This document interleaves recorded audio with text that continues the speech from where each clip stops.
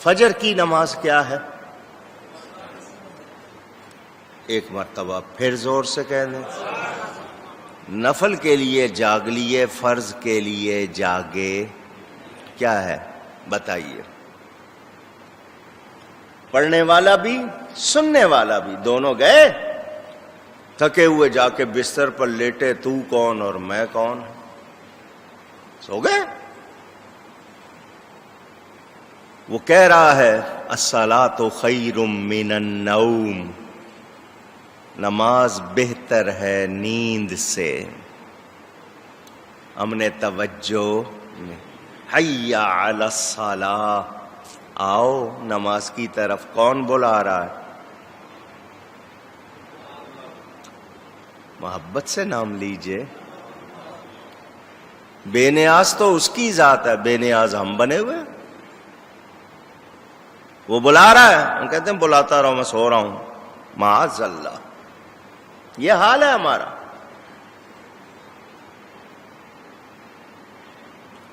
نفل کے لیے جاگ لیے، فرض سے کوتاہی کر لی. بتاؤ ہم نے صحیح کیا یا غلط کیا؟ پوچھ رہا ہوں، سوچیں حال کیا ہے. اتنی لمبی لمبی محفلیں کرنا اور لوگوں کو فرض سے غافل کر دینا، کیا صحیح ہوگا؟ ان کو چاہیے یا تو وہاں فجر کا انتظام کریں، نہیں تو تاکید کریں. وہ فجر پڑھ کے سونا ہے، نہ وہ پڑھتے ہیں نہ دوسرے پڑھتے ہیں. مست الا ماشاء اللہ، سب کا حال ایک جیسا نہیں. دوسری طرف آئیں. اب میں دوسری کڑوی بات کیا کر رہا ہوں. ایک شخص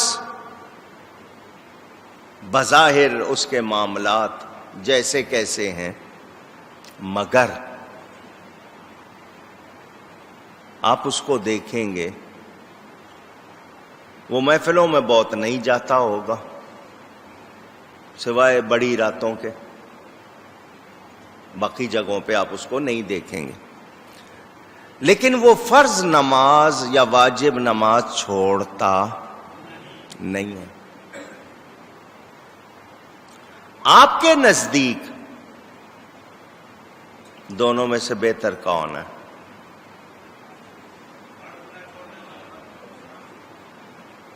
آپ کو فیصلہ مشکل ہو گیا. آپ یہی کہیں گے کہ جی جو فرض واجب پورے کرتا ہے وہ صحیح ہے. اگر وہ اس نفل کو غلط نہیں کہتا، محفل کو، نعت شریف کو غلط نہیں کہتا، بیان کی محفل کو غلط نہیں کہتا، مگر وہ کہتا ہے کہ جی میری کہیں فرض واجب میری قضا نہ ہو جائے، میں اس سے غافل نہ ہو جاؤں.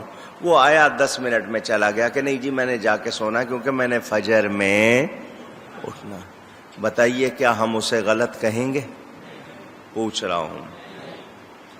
ہمارے ہاں ماحول عجیب بن گیا. اب نعت خوان ہیں، قاری صاحبان ہیں، خطبا ہیں، پیر صاحبان ہیں، محفلوں میں جاتے ہیں. اکثر کو آپ دیکھیں گے کہ محفل میں گئے تو ٹوپی پہن لی، ورنہ ٹوپی کا ہی پتہ نہیں ہوتا.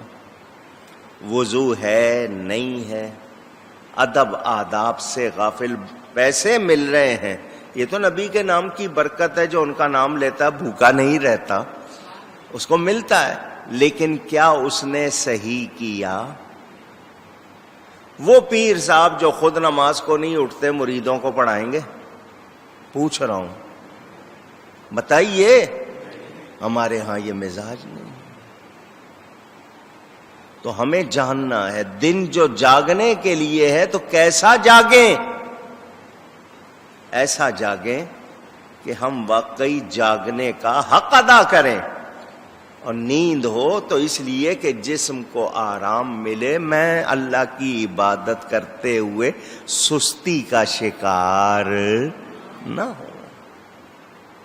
ہم نے اس پر توجہ نہیں دی. ہمارا یہ حال ہے.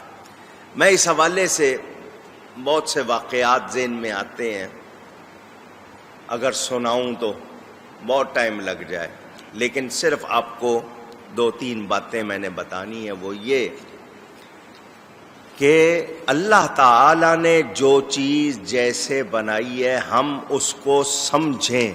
ہمارا کام ہوتا ہے ہم اعتراض کر دیتے ہیں، اور جب اعتراض کرتے ہیں ہم تو ہمارا اعتراض کبھی کبھی ہمیں اتنا بہکا دیتا ہے کہ ہم لوگ دیکھتے بھی نہیں کہ ہم کیا کر رہے ہیں.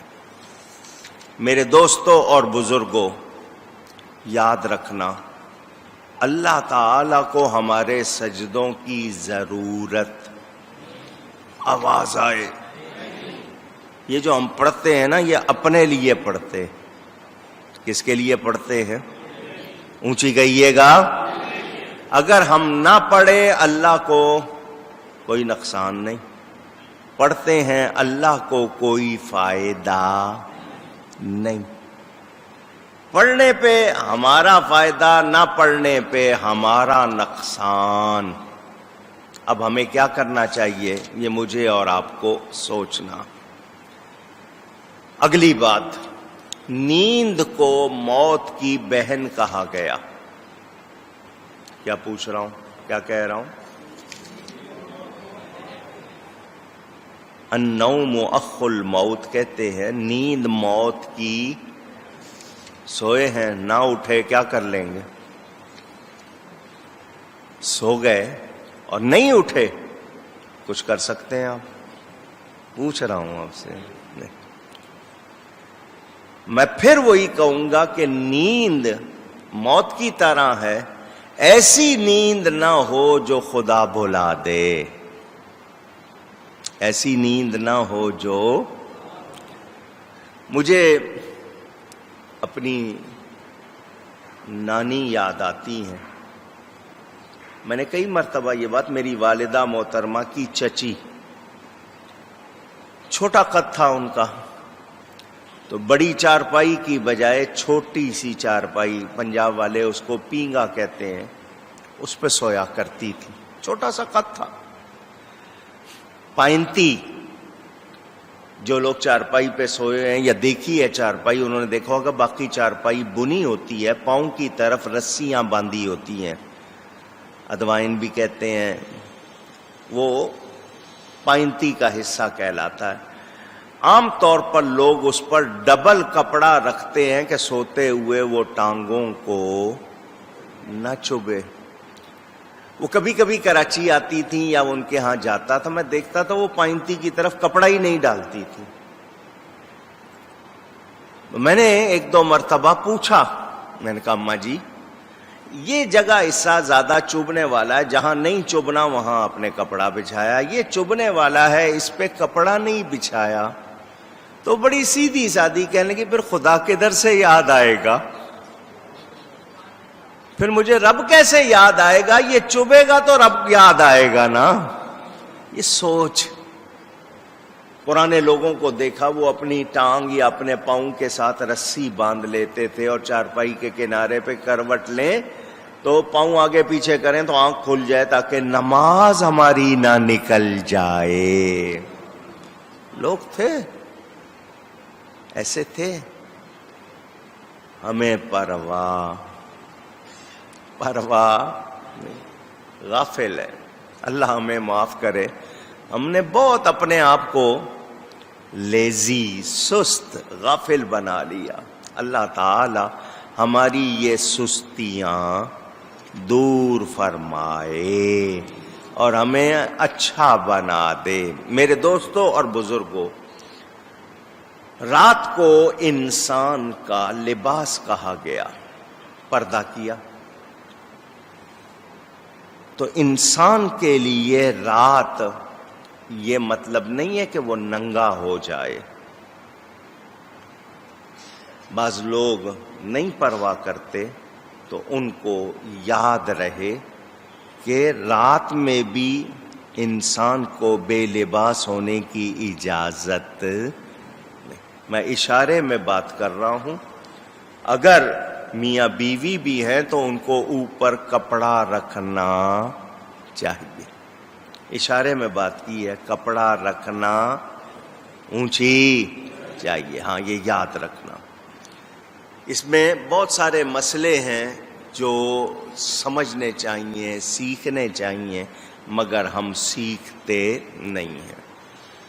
رات کے وقت جو نیند کی جاتی ہے، تمام کاروبار چھوڑ کے آپ گھر آ گئے، دکان بند کر دی، دفتر ختم ہو گیا، وہ جو جاگتے ہوئے آپ کام کرتے ہیں وہ گھر پہنچ کے آپ کا سلسلہ ٹوٹ گیا، رات کے وقت منقطع ہو جاتے ہیں۔ اب معاملہ اور الٹا ہو گیا، ٹیلی فون آ گیا ہے ہاتھ میں، کھانے کی میز پہ بیٹھے ہیں، بیوی بچوں سے بات نہیں ہو رہے، اس وقت بھی آپ لگے ہوئے ہیں۔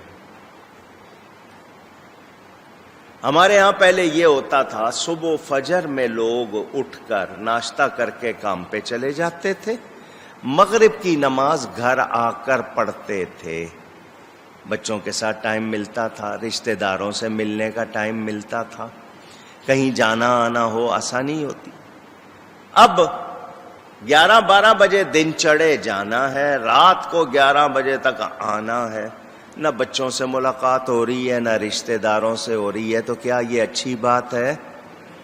پوچھ رہا ہوں، ماننے کو تیار نہیں۔ گورنمنٹ کہے کہ 9 بجے کھولو، 6 بجے بند کرو، ہڑتال کر دیتے ہیں۔ تو جب ایسا کرو گے تو برکتیں کہاں آئیں گی؟ جو ٹائم کام کرنے کا وہ کرو، جب شام ہو گئی تو اب کام نہیں کرو، اب آرام کرو۔ دوسروں کا حق بھی ہے، ہم اس پر توجہ دیتے نہیں۔ سباتا کا لفظ نیند کے لیے کہا گیا، سبات کے معنی منقطع ہونے کے ہیں، کٹ جانے کے ہیں۔ تو موت جس طرح تمام تعلقات کو کاٹ دیتی ہے، اسی طرح نیند کاموں کو کاٹ دیتی ہے، منقطع کر دیتی ہے۔ تو اللہ تعالی نے فرمایا وَالنَّوْمَ سُبَاتًا، یہ نیند جو ہے اگر یہ نہ ہوتی، بولیے ہمارا کیا حال ہوتا؟ آپ ایک دن نہ سوئیں، سر چکر آ رہا ہے، یار میرا نیند کے مارے برا حال ہے، مجھے بس سونا ہے ورنہ میں پاگل ہو جاؤں گا، کہتے ہیں یا نہیں کہتے ہیں؟ سوچیں یہ نیند بھی کتنی بڑی نعمت ہے، اس سے ہمارے جسم کو کتنا آرام ملتا ہے، کتنا فائدہ ہوتا ہے۔ نیند اور موت، سونے والے موت کی نیند کو بھی یاد کر، یہ اب سویا ہے نا، تجھے نہیں پتا ہے کہ تو نے اٹھنا ہے یا نہیں، اس نیند کو بھی یاد کر۔ قبرستان کے پاس سے گزرتے ہیں، سیکھتے نہیں ایک دن میں بھی یہیں ہوں گا، یہ ساری سڑکیں اسی طرح بھری ہوں گی، میں نہیں ہوں گا، لیکن ہمیں یاد آتا نہیں، بھول گئے ہم۔ اچھا، اب میں آپ کے سامنے یہ بتا دوں، موت اور نیند کا جب میں نے کہا کہ ایک جیسی چیزیں ہیں، موت میں روح کی روشنی جسم کے ظاہر و باطن سے خارج ہو جاتی ہے۔ کس کی روشنی؟ روح کی روشنی۔ کس کی روشنی؟ آپ کے جسم سے روح نکلی تو آپ کے جسم سے روح کی روشنی خارج ہو جاتی ہے۔ نیند میں وہ خارج نہیں ہوتی، اس کا تعلق بدن سے رہتا ہے۔ آپ کی روح مثالی شکل میں آپ کو کہیں اور نظر آتی ہے، آپ خواب دیکھتے ہیں، تعلق بدن سے آپ کا روح کا رہتا ہے۔ یعنی نیند میں روح کی روشنی بظاہر تو کٹی ہوئی ہوتی ہے، لیکن حقیقت میں باقی رہتی ہے، بباطن رہتی ہے۔ اسی اعتبار سے میت کو مسبوت کہا گیا کہ اس سے حیات کا انقطاع ہو جاتا ہے، یعنی حیات ختم ہو جاتی ہے۔ وہ مریض جس پر بے ہوشی طاری ہو جائے، جس کے لیے کہتے ہیں کہ جی اس کو دوا دے دی ہے، اس کو بھی مسبوت کہتے ہیں کیونکہ اس کی عقل اس وقت پھر کام کرتی نہیں ہے۔ اس کو گنتی گنواتے ہیں نا، الٹی گنتی گنو، وہ 10 9 8 7 ہو گیا، وہ کہتے ہیں جی وہ کام ہو گیا، اب اس کا جسم چیر پھاڑ لو۔ تو وہ اسی لیے کہ اگر اس کی عقل چلتی رہی تو پھر اس سے تکلیف برداشت نہیں ہوگی۔ تو یہ میں نے آپ کے سامنے بتایا۔ میرے دوستوں اور بزرگوں، موت کے حوالے سے ایک مسئلہ کہا جاتا ہے کہ اہل اموات جو وفات پا جائیں، گھنٹے 2 گھنٹے میں فوراً ان کو نہیں دفنانا چاہیے، ابھی فوت ہوئے فوراً غسل دیا فوراً لے گئے، نہیں. بعض نے لکھا کہ ایک دن یا ایک رات گزر جائے تاکہ موت کا یقین ہو جائے، ایسا نہ ہو کہ اس کا سانس ٹوٹا ہے بحال ہو جائے، کبھی کبھی ایسا ہوتا ہے. تو اس حوالے سے بھی علماء نے دن بنایا جاگنے کے لیے، اٹھنے کے لیے، کام کرنے کے لیے.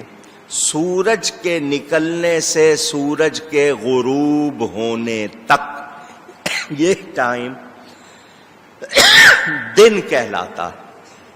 سورج کے نکلنے سے سورج کے غروب ہونے تک کے ٹائم کو کیا کہتے ہیں؟ دن کہتے ہیں. النہار. آپ کے یہاں ایک کھانا کھایا جاتا ہے جس کو آپ نہاری کہتے ہیں، اصل لفظ نہاری ہے. وہ صبح اٹھ کے کھانے کا ہے، آپ لوگ رات کو کھاتے ہیں سوتے وقت، حالانکہ وہ صبح کے لیے کہ اٹھیں.